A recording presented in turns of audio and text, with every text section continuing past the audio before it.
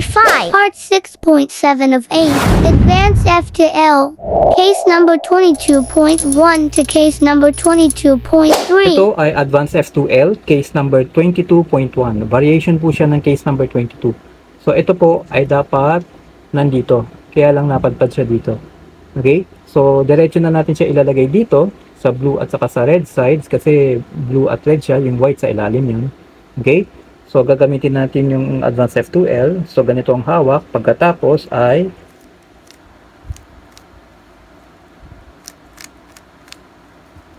ito na siya. Okay? Ito naman ay case number 22.2. Okay? Advanced F2L ang gagamitin natin. Kasi ito po, dapat nandito siya. Kaya lang napadpad siya dito.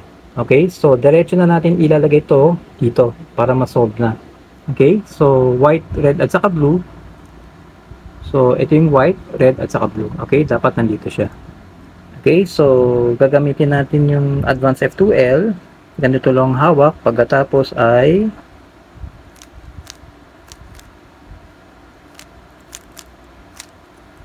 ito na siya. Okay, ito ay Advanced F2L case number 22.3. Bale, variation po siya ng case number 22. So, ito, dapat, nandito po siya. Sa blue at saka sa red sides. Kasi, blue at red po siya. So, ngayon, diretso na natin siya ilalagay dito.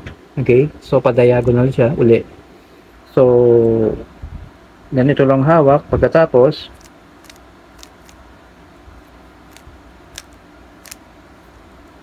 ito na po siya. So, Huwag kalimutang